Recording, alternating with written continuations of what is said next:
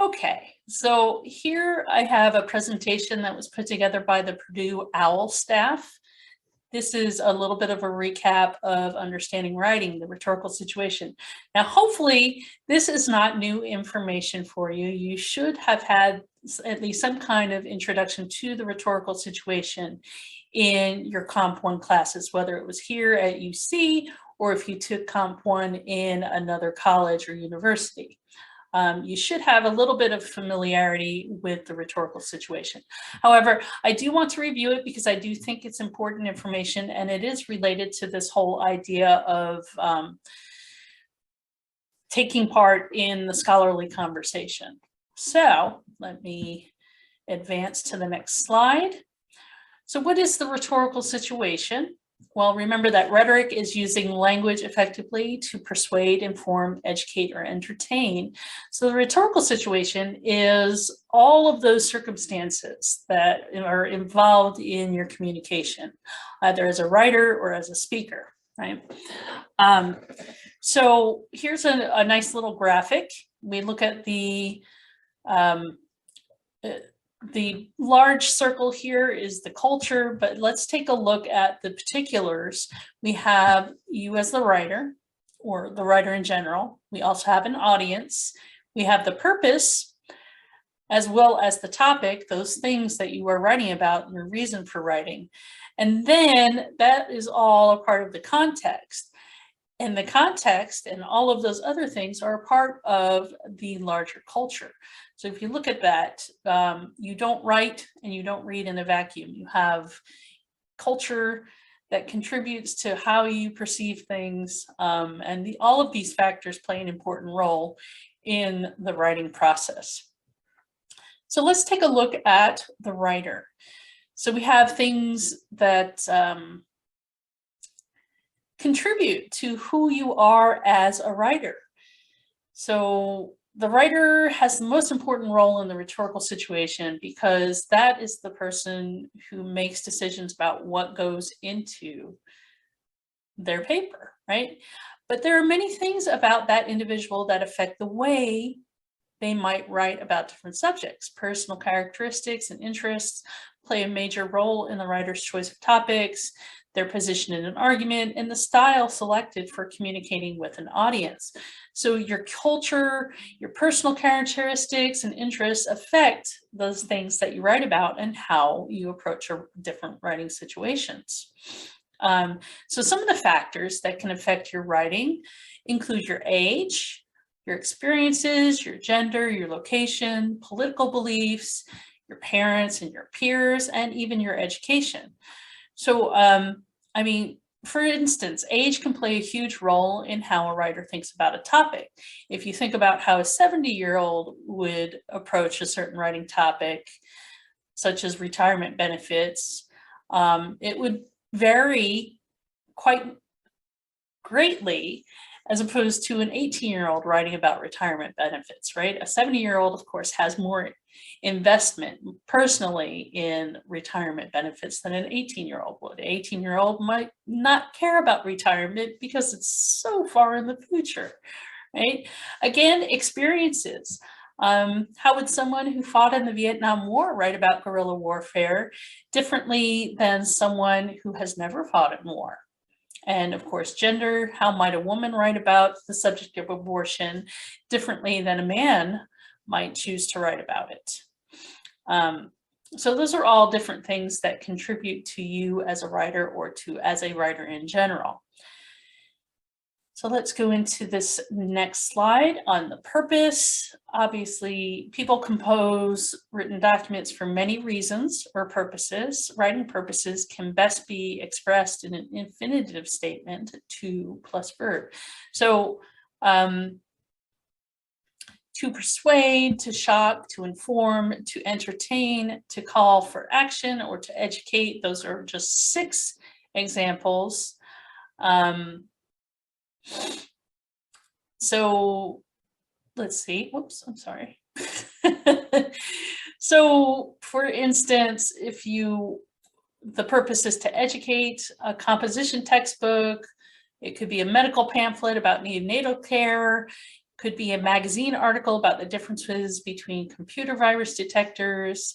An example of a call to action could be a letter to your senator about carbon emissions, or a letter to the newspaper editor about homelessness in the community.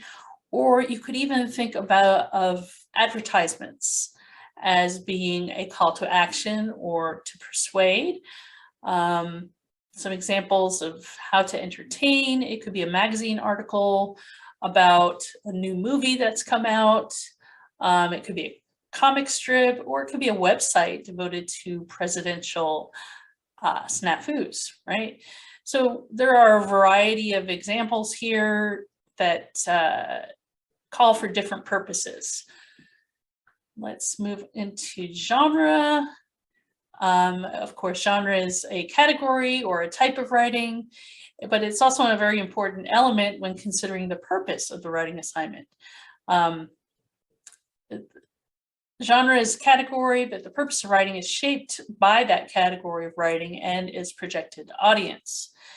Stephen King, who is an author of horror stories, writes to shock and entertain his audience. Molly Ivins, who is a political writer, tries to persuade her readers through editorials to accept her opinions and enact change. So it's important to keep in mind that genres hinge upon the purpose and needs and expectations of the projected or imagined audience. And we will, as I said before, get deeper into genre in the second unit and talk about the various types of genre and how we can go about analyzing them. So let's move on. Well, I'll talk about the examples. I mean, we think of examples, genre examples, as kind of the various types of text: written text, print media, such as fiction, autobiographical stories, news articles, reviews, letters to the editor, rhetorical analysis, criticism, persuasive essays.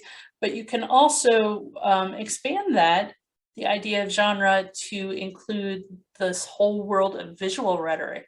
So things such as photos and advertisements, those are also types of genres. So as I said, we will get deeper into that as we progress through the semester. Next, we have audience. Like the writer, the audience is affected by many of the same factors that affect the writer. And the audience, of course, is those to whom you are writing. Writers need to use appropriate word choices and tone to appeal to their audiences, and consideration of the factors that define a particular audience will aid in making writing persuasive and effective. So some examples here is, how might a writer who's in favor of gun control write towards members of the National Rifle Association? How might they write to a gun control advocacy group? Or how would they write to an undecided voter? We're very dependent upon our audience, and that kind of affects how we present that information. It affects the type or the genre that we decide to use to be most effective and most persuasive. Another example here is, how might a historian explain the Clinton impeachment trial in a second grade textbook? How might that differ in a ninth grade or a high school textbook? And of course, how will that differ to college students, right? In a college textbook, the information is going to change, the language is going to change, the particular details are certainly going to be different in a second grade textbook as opposed to a college textbook, excuse me. So I think you get the idea here. The one thing that I want you to take away from this class is that I am not your sole audience, right? You are not just writing for your instructor. You need to start thinking about a wider audience and reaching a wider audience. So you have, yes, of course, me, right? And you have your classmates, but also start thinking about the type of audience that you really want to reach in your writing. Excuse me. Next, we come to topic. The topic is that which you will write about. And of course, this is usually the first thing that you think about when you're given a writing situation or a writing assignment. And when coming up with a topic, it's important to consider the parameters of the writing assignment, the projected length of the project, and the complexity of the issue that's being discussed. So narrowing a topic is a very important process that shouldn't be overlooked in your writing. Making a topic more specific and focused can help you as a writer to build a more controlled, a more comprehensive, and a more compelling argument. So an example here is the American welfare crisis is not a topic that could be adequately covered in just a 3-page paper, right? This is a topic that could and most likely would be more appropriately covered in a book-length argument. On the flip side of that, the need for, let's say, a new university bike rack isn't a topic that would be covered in a 20-page assignment. There's only so much you can say about bike racks. So either you would need to broaden that topic to fit the requirements of the assignment, or hope that this is something appropriate for a very short assignment, right? I think you get the idea. And then we come to context. Context is what we call the situation. It's that which generates the need for writing. So the topic and the purpose and the writing audiences are all affected by current events, locations, social customs, and cultural changes, the context. Let's think of an example. 1999 newspaper editorials about school violence were motivated by the Littleton, Colorado school shootings. There were articles about Kosovo refugees, which are written with different purposes in the US than those published in Europe. Computer technology is written about much differently today than it was in the 1960s when IBM was king. So it's important to keep attuned to the social and political and cultural climate of your audience, and that helps you as writers to produce current and convincing writing. So context is yet another thing that comes into play when we are writing. So here is a little summary slide that things that we've covered, and these are the key components of the rhetorical situation. Keep in mind, we have the writer, we have the purpose, the reason for writing, right? We have the audience, we have the topic, we have the context, and then of course, in that big green circle from the first slide, we have the culture. So that is the writing situation, and hopefully that's a nice little recap for you. All of these things you need to keep in mind when you're setting out in a writing situation.